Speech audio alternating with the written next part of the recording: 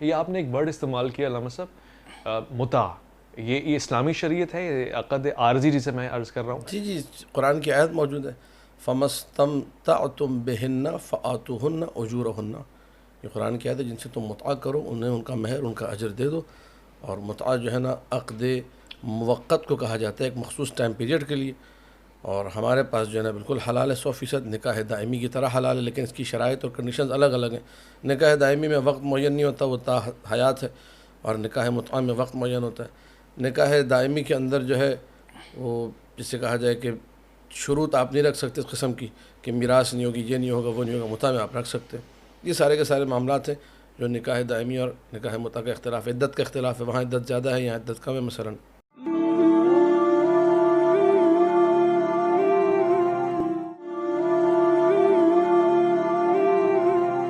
یہ سلامتی ہے، سلامتی ہے ان آنکھوں پہ جو ہدایت پہ نظریں جمائے بیٹھی ہیں، ان کانوں پہ جو ذکر خیر کے منتظر رہتے ہیں، اور ان قدموں پہ جو ہدایت کی راہ پہ گامزن ہیں. السلام علیکم ورحمۃ اللہ وبرکاتہ. یہ خوبصورت سا پروگرام ہے. میں اور مولانا کے اس سلسلے میں آپ بھی ہمارے ساتھ جڑ گئے ہیں، اور یہ سفر جس میں آپ ہم سفر ہیں انشاءاللہ آج ایک منزل تک پہنچے گا. منزل جس کا موضوع ہم نے رکھا ہے ازدواجی زندگی، یعنی دو لوگوں کا آپس میں جوڑا بنانا، نکاح کی شرائط، اس کے بعد زندگانی کیسے گزرے گی، اور پھر خدا نخواستہ نہ چاہتی ہوتی تو علیحدگی کے کیا اصول ہوں گے. میں آج کے اس پروگرام میں خوش آمدید کرنا چاہتا ہوں. میرے ساتھ اس میں اور مولانا کے سفر میں آج جو عالم دین بحیثیت عالم دین اور معلم اور مدرس اور مبلغ یہاں موجود ہیں، میں مفتی رفیق سلفی صاحب کو خوش آمدید کرنا چاہتا ہوں. السلام علیکم ورحمۃ اللہ. وعلیکم السلام ورحمۃ اللہ وبرکاتہ. میں اپنے دوسرے مہمان کو خوش آمدید کہوں گا. کیا زبردست علمی اور حکمی، اور میں سمجھتا ہوں کہ حکمت کے موتی ہیں جب آپ گفتگو فرماتے ہیں. میں خوش آمدید کرنا چاہتا ہوں علامہ اسد علی شاکری کو. السلام علیکم ورحمۃ اللہ. وعلیکم السلام ورحمۃ اللہ وبرکاتہ. مفتی صاحب، پہلا ہی بنیادی سوال ہے، لوگ اکثر شروع یہیں سے کرتے ہیں. جن کو محبت ہو جاتی ہے تو سب سے پہلے اس سوال کو اسکپ کرتے ہیں، اور جن کو نہیں ہوتی وہ سب سے پہلے یہی سوال رکھتے ہیں. بین المذاہب یعنی مسالک یا مشارب، نکاح ہو سکتا ہے؟ اس میں کوئی ممانعت تو نہیں ہے؟ مثلا اہل حدیث کا، اہل سنت، وہابی کا، نان وہابی کے ساتھ، شیعہ کے ساتھ ہو سکتا ہے؟ بالکل عقیدے کی بنیاد پر، عقیدہ توحید کی بنیاد پر ہو سکتا ہے، کوئی اس میں حرج نہیں ہے. کوئی حرج نہیں. میری مشکل آپ نے آسان کر دی. میں علامہ صاحب یہی سوال آپ سے پوچھ لوں گا اور میری مشکل آسان ہو جائے گی. مجھے یقین ہے آپ کامیاب کر دیں گے مجھے. ایک شیعہ کا نان شیعہ کے ساتھ، سنی کے ساتھ، وہابی کے ساتھ نکاح ہو سکتا ہے؟ جائز ہے؟ دیکھیے، ہمارے تمام فقہا نے 2 کنڈیشنز بنائی ہیں جو آپ نے سوال کیا اس حوالے سے کہ شیعہ کا، کیونکہ شیعہ مسالک والے اپنے مذہب کو حق سمجھتے ہیں. ایک تو بات متفقہ ہے کہ کسی نان مسلم سے نہیں ہو سکتا. ٹھیک ہے، نکاح دائمی نان مسلم سے اگر کرنا چاہیں، کرسچن سے، جوز سے، مجوسی سے، ہندو سے، وہ حرام ہی نہیں ہو سکتا مطلب. لیکن جو مفتی صاحب نے بات کی، بہترین بات کہ جو توحید والے ہیں، سبحان اللہ، جو خدا کو ماننے والے ہیں، ان سے ہو سکتا ہے، ایک شرط کے ساتھ کہ وہ اپنے عقیدے سے نہ ہٹیں. ان کو یہ اندیشہ نہ ہو کہ ہم مثال کے طور پر کسی نان شیعہ سے شادی کریں گے تو جا کے نان شیعہ ہی بن جائیں گے، پھر تشیع چھوڑ دیں گے. اگر یہ کنڈیشن، اس کا اندیشہ ہے تو پھر ایسا نکاح جائز نہیں ہے ہمارے پاس. اور اگر اس کا اندیشہ نہیں ہے تو بالکل کریں، کوئی اشکال نہیں، کوئی ممانعت نہیں. بہت اچھی بات، مشروط آپ نے قرار دیا، مگر اس بات سے کہ آپ اپنے پہ رہیں، اپنے پہ رہیں، سامنے کے ساتھ. اور یہ ان کے پاس بھی ہوگا، ان کے تمام علماء کہتے ہیں. مجھے ناظرین ایک اچھا جملہ یہ مل گیا کہ آپ مکتب فکر الگ رکھتے ہوئے جمع ہو سکتے ہیں. اور مفتی صاحب نے اس لیے بھی کہا کہ جب اسلام اہل کتاب کی طرف جانے کی اجازت دیتا ہے، گویا مفتی صاحب اس کو مانتے ہیں کہ مسیحی برادران میں یا یہودی برادران میں مسلم شادی کر سکتا ہے، یعنی ان کی بیٹی اپنے نکاح میں لا سکتا ہے. دے نہیں سکتا، لا سکتا ہے اہل کتاب سے جو الہامی ہے. پھر علامہ صاحب آپ کو اس بات سے انکار کیوں ہے؟ آپ کے مسلک میں اہل کتاب سے نکاح کیوں جائز نہیں ہے؟ دیکھیے، فقہی جو مسائل ہیں نا، اس میں ہم قرآن و حدیث کی طرف رجوع کریں گے. اس میں یہ کہ میں کیا کہتا ہوں، میں تابع ہوں قرآن و حدیث کا. حدیث معصومین، ہمارے پاس جو احادیث نکاح دائمی کی معصومین علیہ السلام کی روایات میں اجازت نہیں دی گئی. ہمارے پاس جو کہ نکاح متعہ جو کہ حلال ہے، بالکل جائز ہے ہمارے عقیدے کے مطابق، وہ ہو سکتا ہے کرسچن کے ساتھ یا یہودی کے ساتھ، الہامی کتابوں والے اہل کتاب کے ساتھ. نکاح دائمی نہیں ہو سکتا. یہ فقہی مسئلہ ہے، فرعی مسئلہ ہے. اب اس میں ہمیں دلیل کے لیے میں نے کہا قول معصوم ہمارے لیے کافی ہے. اور جو قرآن کہہ رہا ہے کہ اہل کتاب کی بیٹیاں یا ان کے رشتے تمہارے لیے حلال کر دی ہیں، وہ نکاح عارضی کے لیے کہہ رہا ہے. وہ ہمارے پاس نکاح متعہ میں ہے، وہ نکاح دائمی میں نہیں ہے. ٹھیک ہے، حالانکہ قرآن نے اس کی وضاحت نہیں کی. آپ کہہ رہے ہیں کہ تعبیرات دیگر. دیکھیں، بہت سارے مقامات ایسے ہیں کہ جہاں پر قرآنی آیات کے ذیل میں احادیث معصومین یا احادیث نبی اکرم سے وضاحت ملتی ہے. اور یہ دونوں فرقوں کے، اہل سنت کے یہاں بھی، ہمارے یہاں بھی پایا جاتا ہے. یہ قرآن میں اللہ نے عموم ذکر کیا ہے، کوئی کنڈیشن ساتھ عائد نہیں کی، عموم ذکر کیا، کر سکتے ہیں. اہل کتاب کے ساتھ الہامی صرف دو طبقے ہیں، ہندو نہیں ہیں الہامی، یہودی ہیں اور عیسائی جن پہ ہیں، آسمانی کتابیں آئی ہیں، جن پہ آسمانی کتابیں ہوئی ہیں، تو ان کے ساتھ ان کو بیٹیاں دے نہیں سکتے، لے ان سکتے سے لے سکتے ہیں۔ ٹھیک ہو گیا۔ یہ آپ نے ایک ورڈ استعمال کیا علامہ صاحب، متع، یہ اسلامی شریعت ہے، یہ عقد عارضی جسے میں عرض کر رہا ہوں؟ جی جی، قرآن کی آیت موجود ہے، فَمَسْتَمْتَعْتُمْ بِهِنَّ فَآتُوهُنَّ أُجُورَهُنَّ، یہ قرآن کی آیت ہے، جن سے تم متعہ کرو انہیں ان کا مہر، ان کا اجر دے دو۔ اور متعہ جو ہے نا عقد موقت کو کہا جاتا ہے، ایک مخصوص ٹائم پیریڈ کے لیے، اور ہمارے پاس جو ہے نا بالکل حلال ہے، 100% نکاح دائمی کی طرح حلال ہے، لیکن اس کی شرائط اور کنڈیشنز الگ الگ ہیں۔ نکاح دائمی میں وقت معین نہیں ہوتا، وہ تا حیات ہے، اور نکاح متعہ میں وقت معین ہوتا ہے۔ نکاح دائمی کے اندر جو ہے وہ جسے کہا جائے کہ شروط آپ نہیں رکھ سکتے اس قسم کی کہ میراث نہیں ہوگی، یہ نہیں ہوگا، وہ نہیں ہوگا، متعہ میں آپ رکھ سکتے ہیں۔ یہ سارے کے سارے معاملات ہیں جو نکاح دائمی اور نکاح متعہ کا اختلاف ہے۔ عدت کا اختلاف ہے، وہاں عدت زیادہ ہے، یہاں عدت کم ہے، مثلاً شرعی مسئلے وہ موجود سب ہیں۔ یہی چیز آپ کے مسیار کے نام سے اجازت ہے اس کی، یا بالکل ممانعت ہے؟ بالکل ممانعت ہے، بالکل اجازت نہیں ہے۔ یعنی مسیار نہیں ہوتا؟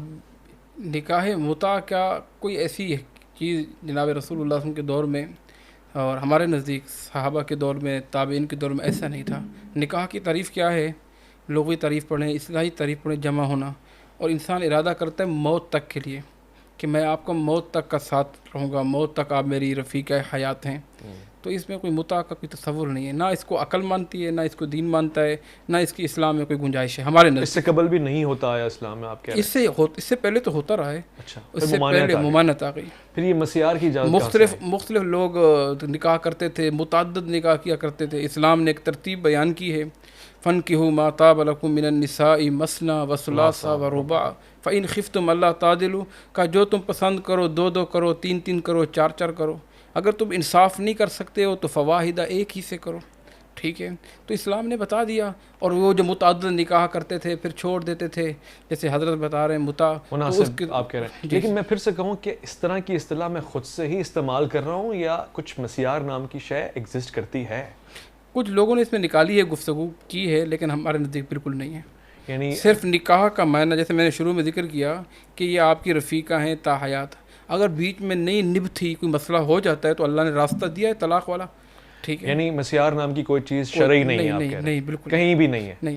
اور جس خطے میں جن لوگوں میں یہ رائج ہے، آپ کہہ رہے ہیں غلط ہے صراحتاً؟ جی ہاں، میں اس کی نفی کر رہا ہوں۔ بہت شکریہ۔ میں علامہ صاحب، اب جب نکاح ہو رہا ہے دو لوگوں میں، کن چیزوں کو شرط قرار دیا ہے اسلام نے کہ یہ دو چیزیں، تین چیزیں، چار چیزیں ہوں گی تو نکاح ہو سکتا ہے؟ بنیادی ترین شرط جس پہ قرآن و حدیث نے تاکید کی ہے وہ دین کو دیکھا جائے۔ اگر دین دار لڑکی ہے اور اگر دیندار لڑکا ہے تو رشتہ کر دینا چاہیے۔ باقی جو چیزیں مال ہو یا جمال ہو، اللہ سبحانہ و تعالیٰ دونوں عطا کرتا ہے اگر دین کو اولیت اور فوقیت دی جائے۔ لیکن اگر مال کو مد نظر رکھ کے شادی کی گئی یا جمال کو مد نظر رکھ کے شادی کی گئی، دونوں میں سے کچھ بھی باقی نہیں رہتا، نہ جمال باقی رہتا ہے نہ مال باقی رہتا ہے۔ لیکن اگر فوقیت تقوی الہی کو دی جائے، فوقیت اس بات کو دی جائے کہ میں جس لڑکی کو اپنے گھر میں لا رہا ہوں کل کو یہ میرے بچوں کی ماں بنے گی اور ایک دیندار معاشرے کی اساس بنے گی، اس کو اگر فوقیت دی جائے تو یہ اللہ اور رسول دونوں کی رضایت کا باعث ہے، اور اس میں خیرات ہی خیرات ہے، حسنات ہی حسنات ہیں، نیکیاں ہی نیکیاں ہیں۔ لیکن اگر دنیاوی اسٹیٹس، ٹھیک ہے، جو آج کل ہو رہا ہے معاشرے کے اندر کہ جی جتنا ہمارا بینک بیلنس ہے اس کا بھی اتنا ہونا چاہیے، اور مثال کے طور پہ ہماری لڑکی اتنی خوبصورت ہے تو لڑکے میں تھوڑی سی رنگت کی کمی ہے، یا کوئی بھی جسمانی جسے کہا جائے چیزیں پہ ڈھونڈنے پہ ہزاروں چیزیں نکل آتی ہیں، یہ کرتے ہیں تو پھر ایسے ہوں کہ اکثر میں نے دیکھا ہے بیٹیاں بیٹھی رہ جاتی ہیں 45 سال 50 سال، آخر میں وہ کسی دارالامان میں کسی جو ہے نا پاگل خانے میں ان کو ڈال دیا جاتا ہے شادی نہ ہونے کی وجہ سے۔ اچھا، جب شادی کے رشتے کے لیے جاتے ہیں تو لڑکی سے چال چلن چلوا کے، اس کو بالوں کو ہاتھ لگا کے، ایسی کوئی چیز ہے شریعت اس کی اجازت دیتی ہے؟ دیکھیے، ایک بالکل آخری جو اسٹیج ہے نا، جب سارے معاملات طے پا چکے ہیں، جب آپ نے عزم مصمم کر لیا، نکاح نہیں کیا لیکن نکاح نہیں کیا، عزم مصمم کر لیا کہ میں نے اسی لڑکی سے رشتہ کرنا ہے، شادی کرنی ہے، اور سارے معاملات طے پائے جا چکے ہیں، اس کے بعد وہ آخری اسٹیج جس کے بعد آپ کچھ بچا نہیں ہے، صرف صیغہ پڑھنا رہ گیا، یہاں شریعت حدیث نبوی کے مطابق، احادیث معصومین کے مطابق آپ کو اجازت ہے کہ اس لڑکی سے جس کے بارے میں آپ 100% ڈیسائیڈ کر چکے ہیں کسی سے میں نے شادی کرنی ہے، وہ آپ کے سامنے بال کھول سکتی ہے، وہ آپ کے سامنے جو ہے جو ایک عبایا ہوتا ہے عربی چادر، اس کے بغیر آ سکتی ہے، اپنا نارمل ایک دوپٹہ لے کے، یعنی آسان تعبیر میں تھوڑے بہت اپنے محاسن کا اظہار کر سکتی ہے۔ وہ جو اعضاء جو اس کے حسن پر دلالت کرتے، چہرہ کھول سکتی ہے، بال کھل سکتی ہے، تھوڑی بہت آستین اوپر کر سکتی ہے تاکہ انسان اس کی رنگت وغیرہ دیکھ لے. یہ ایک محدود پیمانے تک ہے، وہ بھی ایک معین وقت کے لیے. اس کے بعد جب آپ اٹھ گئے وہاں سے، اب پھر نہیں ہے بار بار دیکھنا ہے، ہر 5 منٹ بعد، ہر آدھے گھنٹے بعد پہنچے دیکھنے کے لیے. ایک دفعہ دیکھ لیا، اس کے بعد انکحتو و زوجتو، پھر عقد نکاح پڑا جائے گا. اچھا، زبردست ہو گیا. مطلب آپ بھی اس پہ رائے دیتے ہیں اور یہ بھی بتا دیں کہ اچھی ازدواجی زندگی کے لیے شوہر پہ کیا ذمہ داری ہیں، بیوی کے کیا حقوق ہیں، اور پھر شوہر کے اوپر کیا واجبات ہیں، ساتھ ساتھ ان کے لیے کیا حقوق ہیں جو ان کو میسر ہیں. میں حضرت کی بات کو بڑھاتا ہوں آگے. معاشرے میں آج کل بڑی یہ بری چیز رائج ہو گئی ہے کہ اسٹیٹس دیکھتے ہیں، مالدار ہونا دیکھتے ہیں، دنیا داری دیکھتے ہیں. نبی علیہ السلام کی حدیث سے تنکح المرأة لأربعین، عورت سے شادی کی جاتی ہے 4 وجوہات سے: لمالہا ولدینہا ولحسبہا ولجمالہا. دین کی وجہ سے، اس کے مالدار ہونے کی وجہ سے، اس کی خوبصورتی کی وجہ سے، اور چوتھا اس کے حسب و نسب کی وجہ سے. یعنی عورت کا بھی مالدار ہونا دیکھا جائے گا؟ دیکھا جاتا ہے. دنیا میں عموماً مالدار ہیں عموماً کہ ایسا ہمارے یہاں نہیں ہے نا، ہمارے یہاں عورت تو کام ہی کوئی نہیں کرتی. یہ نبی علیہ السلام کی حدیث سنا رہا ہوں. دیکھا جاتا ہے عموماً کہ جمال ہے کہ نہیں ہے، اسی طرح مالدار ہے کہ نہیں ہے. کتنا آج دیکھتے، کیوں نہیں دیکھتے ہمارے ہاں، دیکھتے ہیں کہ کتنا جہیز لائے گی. اچھا، پھر تو آپ کہہ رہے ہیں کہ جہیز شریعت کا حصہ ہو گیا. وہ ایک الگ، میں وہ آپ کہہ رہے ہیں کہ جہیز دیکھا جائے گا، یعنی جہیز لیا جائے گا. پھر دنیا میں دیکھا جاتا ہے، لیا نہیں جائے گا، دیکھا جاتا ہے. آج کل معاشرے کی برائیاں ہیں نا، جہاں ہمارا جو مدعا ہے نبی دیکھا جائے گا اور لیا نہیں جائے گا. نہیں، مطلب لوگ دیکھتے ہیں نا کہ لائے گی کیا لائے گی ساتھ، یعنی بدترین رسومات. نہیں، لوگوں میں ہے نا لالچ. آپ اس کی نفی تو دین کا حصہ بنا رہے ہیں کہ مال کو. آپ حدیث نے پوری سنی نہیں نا آپ نے. یہ 4 چیزیں دیکھی جاتی ہیں. آگے اللہ کے نبی نے کیا فرمایا؟ فَاظْفَرْ بِذَاتِ الدِّین.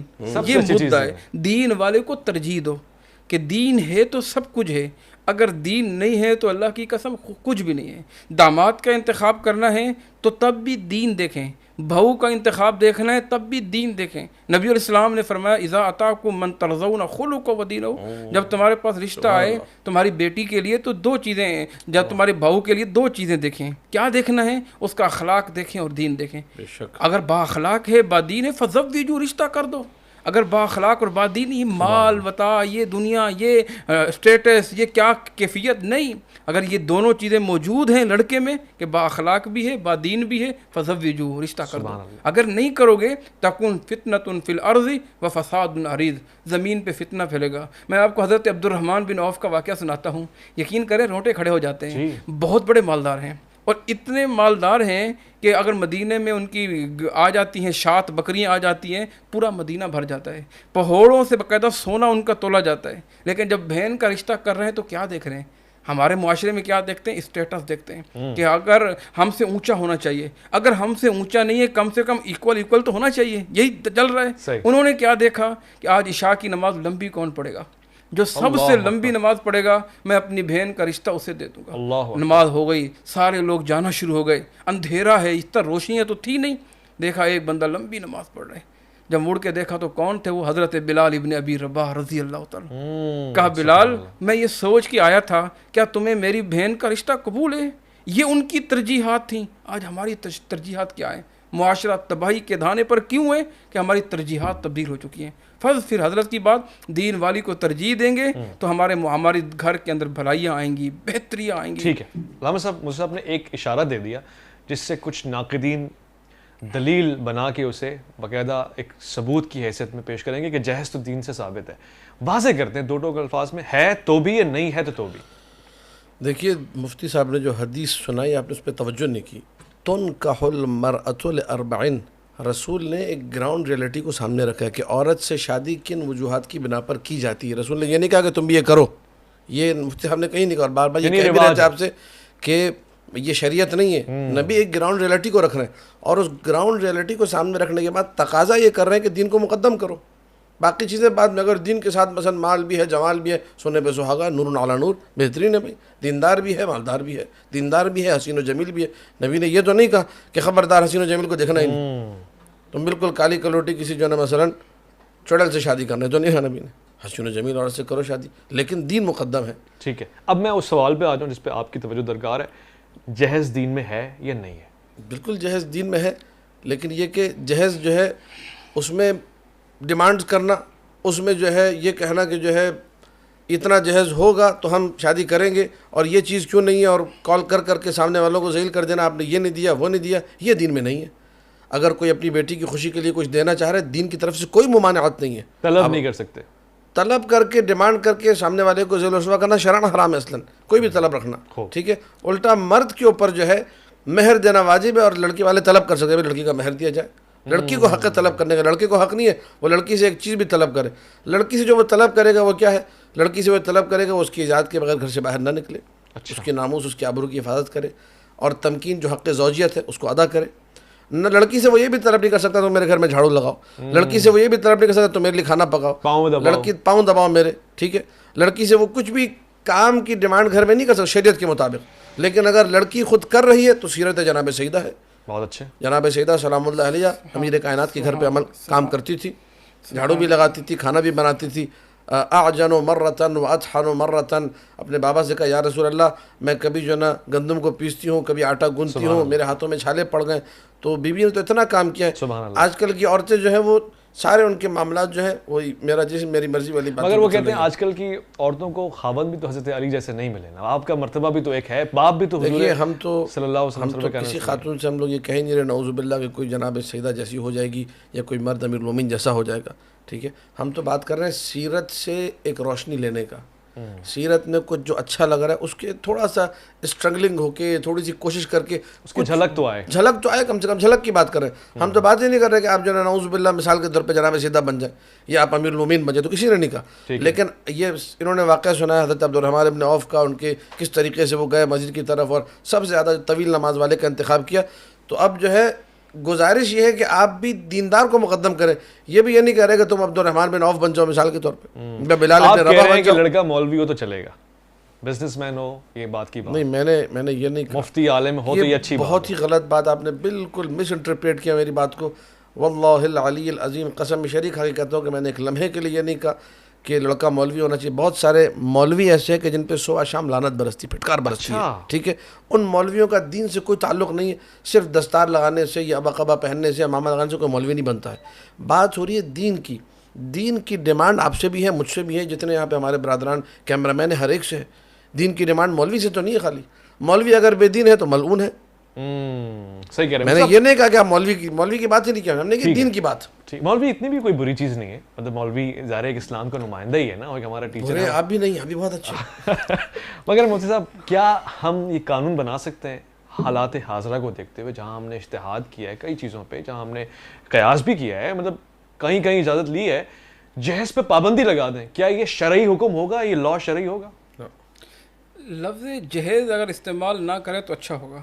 اس کی جگہ پہ اگر کوئی تحفے تحائف، اگر کوئی والد چائے پانی نہیں، تحفے آپ کہیں اور لے گئے ہیں، تحفے تحائف جیسے باپ اپنی بیٹی کو دیتا ہے، بھئی بیٹی گھر سے رخصت ہو رہی ہے، میری پوری بیٹیوں سے محبت کتنی زیادہ ہوتی ہے، سبحان اللہ، بیٹیاں کتنی پیاری ہوتی ہیں، میں اپنے گھر جاتا ہوں سب سے پہلے میری بیٹیاں دوڑ کے آتی ہیں بابا، اور ان کی محبت دیکھ کے دل باغ باغ ہو جاتا ہے، ٹھیک ہے۔ تو ہر باپ کو اپنے بیٹی سے پیار ہوتا ہے، وہ گھر سے جا رہی ہے، 20 سال گھر پہ گزارے بابا کے، اب وہ جا رہی ہے، اس کے ہاتھ پیلے ہو رہے ہیں، بابا اپنی خوشی سے کوئی تحفے تحائف دیتا ہے، کوئی فرنیچر دیتے ہیں، کوئی سامان دیتے ہیں، تو وہ ٹھیک ہے، لیکن اگر وہ انسان ملعون ہے جو یہ مطالبہ کرے اپنی بیگم سے جیسا اپنے سسرالیوں سے کہ یہ لے کر آؤ، بارات نہیں آئے گی جب تک جہیز نہ آ جائے، کیش میرے بینک میں ٹرانسفر نہ ہو، کیش ٹرانسفر، بڑی گاڑی چاہیے مجھے، جب تک گاڑی نہیں آئے گی تو ٹھیک ہے، یہ لعنت کا سبب ہے۔ اب اس لعنت کو پیش نظر رکھتے ہوئے اس کو حرام قرار دیں گے آپ کہ جہیز کا مطالبہ کرنے والے کے اوپر جرم ثابت ہونا چاہیے، سزا تعزیرات کچھ؟ آپ مجھ سے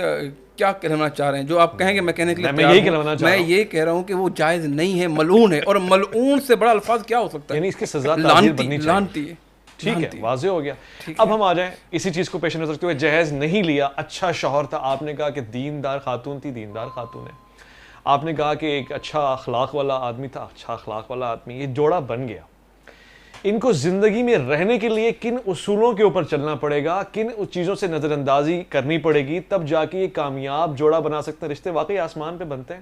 بالکل جی، جب نبی علیہ السلام کی سیرت پہ عمل کریں گے تو انشاءاللہ تعالیٰ زندگی آسان ہو جائے گی۔ عورت کے لیے تو جنت کو بڑا آسان قرار دیا، نبی علیہ السلام نے فرمایا صلت خمسہ، جو عورت یہ 5 کام کر لے اللہ جنت کے 8 دروازے کھول لیتے ہیں۔ 5 کام کیا ہیں؟ صلت خمسہ، 5 ٹائم کی 5 وقت کی نماز نماز پڑھ ہے۔ لیتے، سامت شاہ رہا، رمضان کے روزے رکھے۔ اسی طرح اگر اللہ نے مال دیا ہے، سونا چاندی دیا ہے، زیور جمع کیے ہوئے زکوٰۃ ادا کرے۔ اطاعت بالہا، نمبر 4 شوہر کی اطاعت کرے۔ حافظت فرجہا، نمبر 5 اپنی عزت کی حفاظت کرے، اپنی پاک دامنی کی حفاظت کرے۔ یہ آئے گی، اللہ جنت کے 8 دروازے کھول دیں گے اور کیا کہیں گے؟ تدخلی ما شئتی، یہ 8 دروازے تیرے لیے آمت اللہ کی بندی، یہ کھلے ہوئے ہیں، جس سے چاہ تو داخل ہو جا۔ ہمارے لیے آئیڈیل کون ہونی چاہیے؟ کبھی حضرت خطیۃ الکبریٰ رضی اللہ تعالی عنہ کی زندگی پڑھ کے تو دیکھیں، رونٹے کھڑے ہو جاتے ہیں۔ ہمارے لیے یہ آئیڈیل ہونی چاہیے کہ نبی علیہ السلام پر پہلی وحی نازل ہوئی، کس طرح دبا رہی ہیں، کس طرح آپ کی خدمت کر رہی ہیں، کس طرح آپ کو تسلیاں دے رہی ہیں، کس طرح آپ سے یہ فرما رہی ہیں فواللہ لا یخزیک اللہ ابدا۔ اور میرے زندگی کے ساتھی، میرے بچوں کے والد، آپ کیوں پریشان ہوتے ہیں؟ کلا ابشر، اللہ آپ کو کبھی ضائع نہیں کر۔ کیوں؟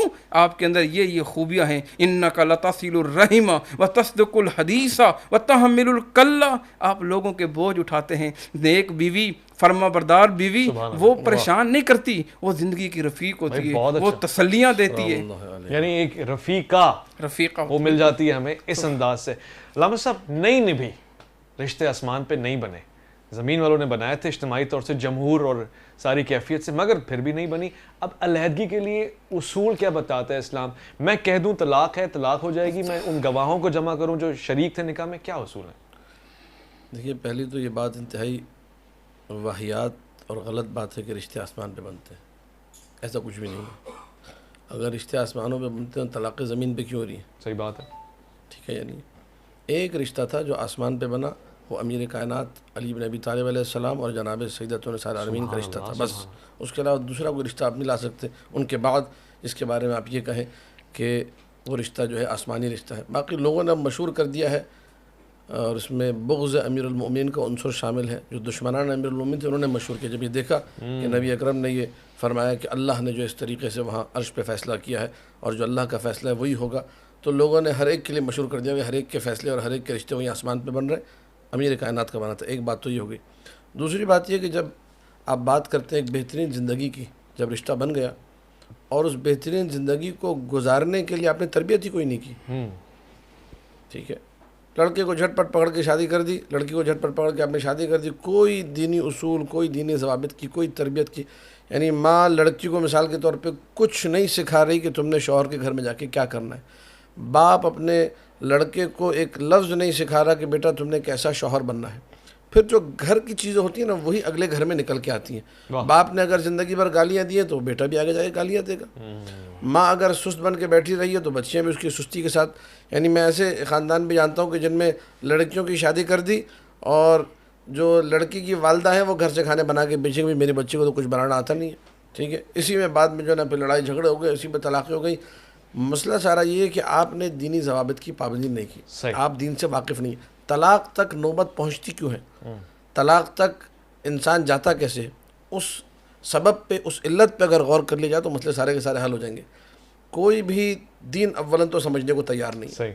اگر مجھے یہ معلوم ہوگا کہ میں لڑکی سے مطالبہ نہیں کر سکتا ہوں کھانا پکانے کا، تو میں کیوں اس بات پہ طلاق دوں گا؟ آپ کے معاشرے میں بہت ساری طلاقیں اس بات پہ ہو رہی ہے کہ لڑکی کو کھانا نہیں بنانا آتا، روٹی گول نہیں بنانی آتی، روٹی گول نہیں بنانی آتی، لچھے دار پراٹھے جس میں تہیں ہوں، جس کو دیکھ کے شوہر کو مزہ آ جائے، وہ نہیں ہے، کوالٹی نہیں ہے، ٹھیک ہے۔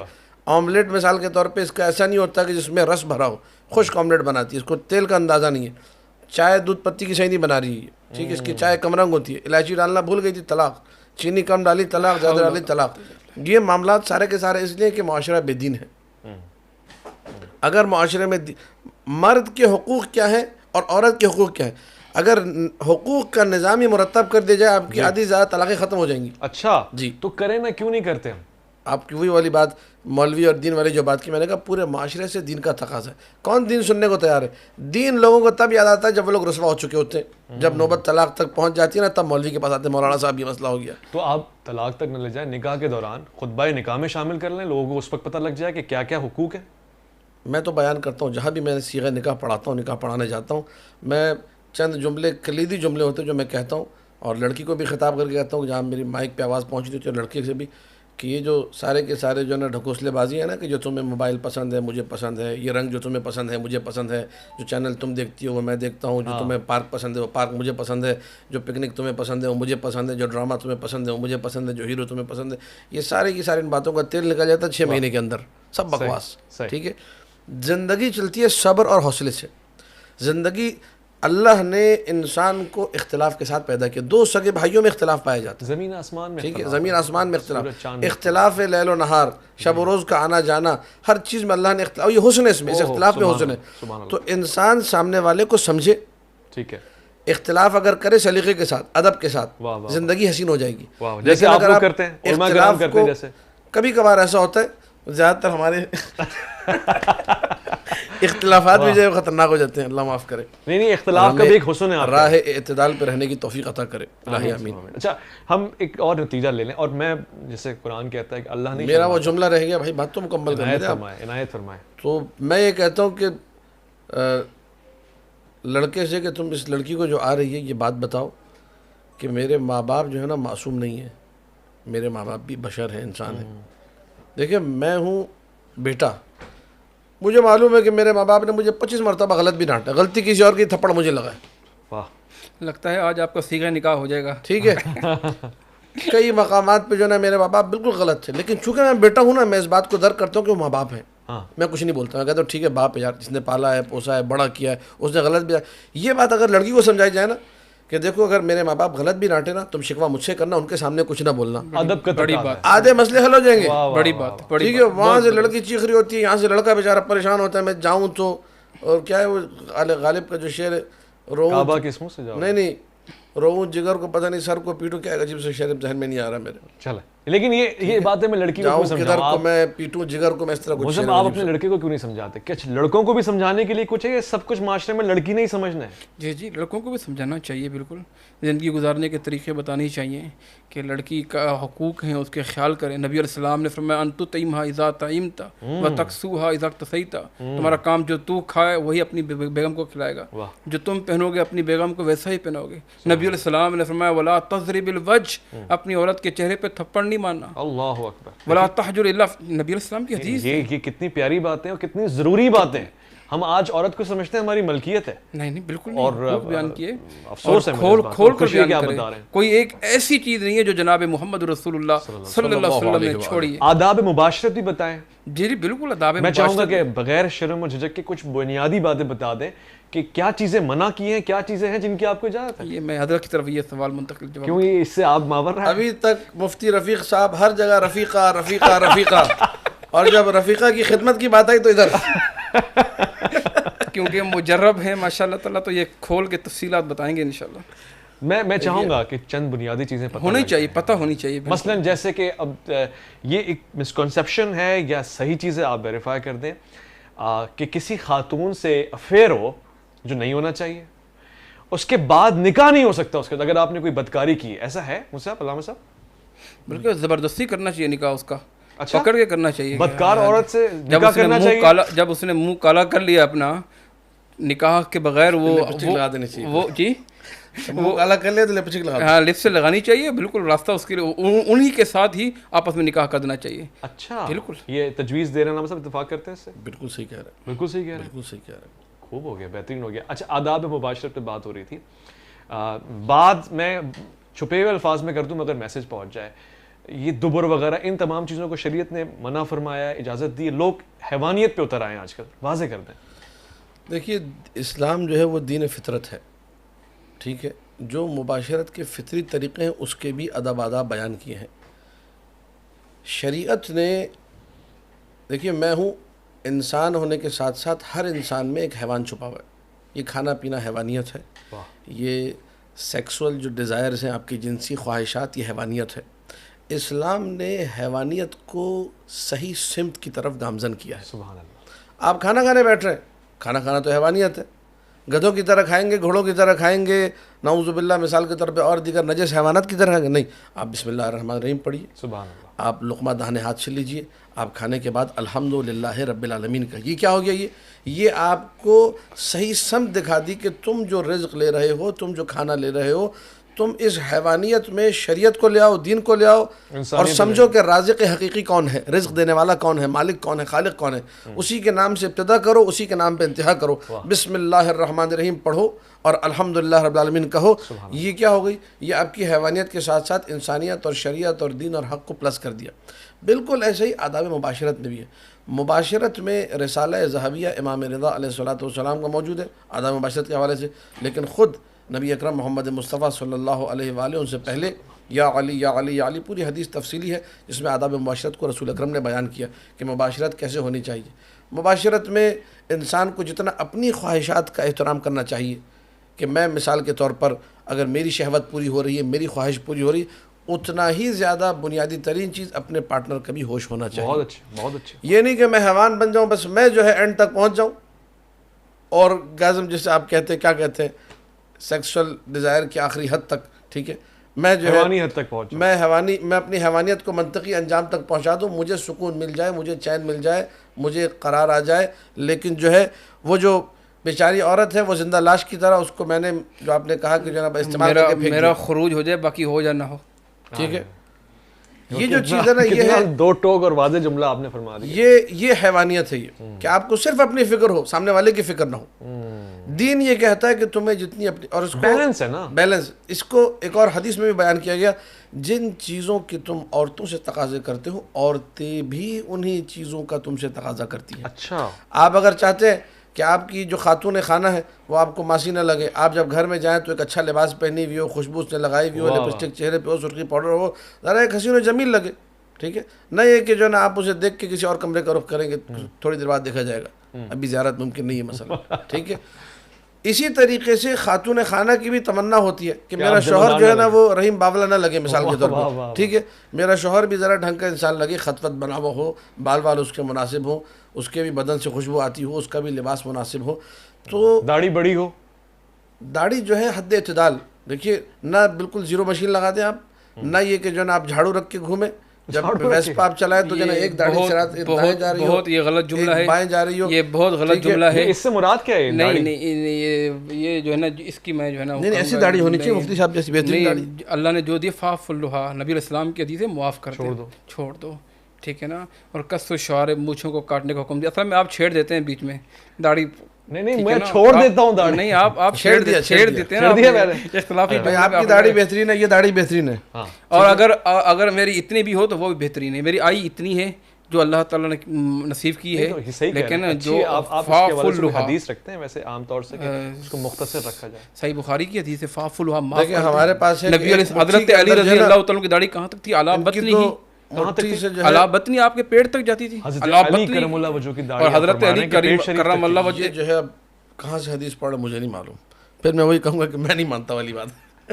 آپ کے ساتھ آپ نے جھاڑو پھیرنے کو کتنا بڑا استہزاء کر دیا، وہ جس ایک مناسب ہو گیا۔ دیکھیے ایک ہوتی ہے، اب سکھ برادری سے معذرت کے ساتھ، خدا تمام سکھوں کی حفاظت فرمائے، ہمارے بھائی ہیں سکھ بھی، تو ان کی جو داڑھی ہوتی ہے وہ عجیب و غریب ہوتی ہے، وہ جو انہوں نے قسم کھائی ہوئی ہوتی ہے ہم نے کبھی نہیں کاٹنی، وہ جو چلی جا رہی جس کا گنیز بک آف ورلڈ میں نام آ گیا بھائی سب سے لمبی داڑھی اس کی ہے، اس ٹائپ کی داڑھی شریعت میں محبوب نہیں ہے، پسندیدہ نہیں ہے، بلکہ ہمارے پاس حدیث موجود ہے کہ ایک مٹھی کافی بڑی داڑھی ہوتی ہے۔ کا انتخاب اس سے تشبیہ دینا، ان کو اپنے الفاظ واپس لینے چاہیے، وہ بالکل ٹھیک نہیں ہے، واپس لے لے، جھاڑو بہترین چیز۔ سبحان اللہ۔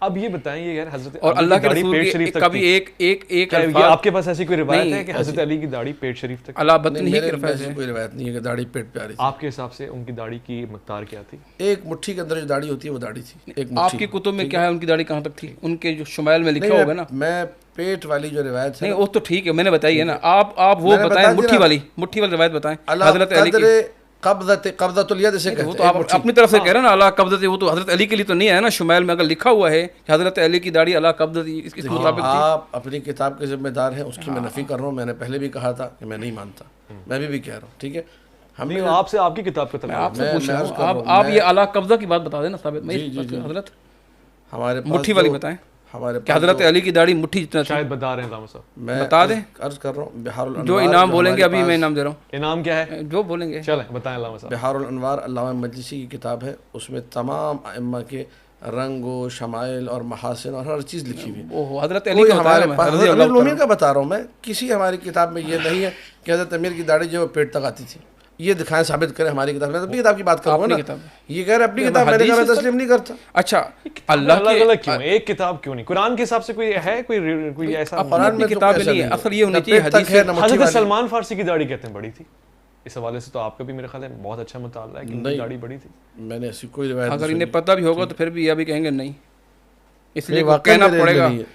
میں آپ کو کیسے یقین دلاؤں کہ میرے علم میں نہیں ہے؟ چلیں آپ وہ طریقہ یقین بتائیں تو اس پہ آ جاؤں گا. جو داڑھی کی بات پیٹ تک آئی تھی, میں اس کو بڑی سوال ایسے ہی بڑی محترم چیز ہے, سنت نبی اس میں ہے. اتفاق کر نبی علیہ الصلوۃ والسلام کا ایک بال میں بھی نے تو اگر یہاں تک کہہ ایک دیا, بال بھی اگر رفیع صاحب کی جو داڑھی ہے ایک ویسی صحابی داڑھی نے ہے. ایک بال بھی ایک رکھا ہے. بال نہیں, ایک بال بھی اگر آپ کا اسے کنگھی دیتے ہوئے آپ اسے چوم لیتے, آپ اسے اپنی جیب مبارک میں رکھ لیتے کہ یہ اتنا پیار بے تھا شک اس ایسے, میں چیز سے. اتفاق کروں, وہ اس ٹھیک ہے, میں وہ اس کی مقدار پہ بات کر رہے ہیں. یہ جھاڑو داڑھی والی کو بات میرے ہے خیال نا. ہے اگر میں صحیح ہوں تو مجھے بتائیں, ورنہ تصحیح کریں کہ آپ کے جو شیو کرتا ہے وہ حرام ہے, حرام ہے بالکل. یعنی داڑھی ہونا ضروری ہے. بالکل داڑھی کاٹنا حرام ہے. کاٹنا حرام ہو گیا. بعض لوگوں کی آتی نہیں اور بیچارہ. اگر یہ علا بدن ہی تک یہ مان لیں گے تو تمام ذاکرین کو پھر اتنی بڑی بڑی داڑیاں رکھنی پڑیں گی, اس لیے اس پہ تسلیم ہی نہیں کر رہے ہو. نہیں, وہ تمام ذاکرین ضروری تھوڑی پورے دن پہ عمل کرے. بہت سارے ذاکرین عمل نہیں کرتے. میں نے پہلے کہا بہت سارے مولوی دن پہ عمل نہیں کر رہے, تو اس سے کوئی اچھا, یہ داڑھی کے پیٹ پہ بات آئی تھی, میں اس پہ جس موضوع مطلب جتنی اللہ نے دی ہے, ٹھیک ہے, اصل بات رہ گئی. ایک عورت شوہر آداب مباشرت سے داڑھی کے بالوں میں پھنس گئے. وہ جو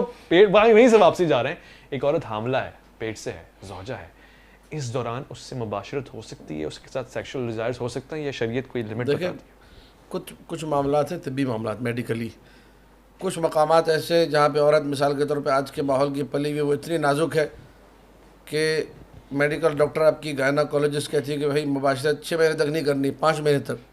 اگر طب آپ سے یہ کہہ رہی ہے تو ٹھیک ہے, اس کو فالو کریں آپ, کیونکہ زوجہ کی صحت کا بھی تو خیال رکھنا ہے. ٹھیک ہے, یعنی میڈیکل سائنس کو اور عصر حاضر کو دیکھتے ہوئے, عرف کو دیکھتے ہوئے طب اگر آپ کو منع کر رہی ہے صحت کی وجوہات کی بنا پر اس کو فالو کریں.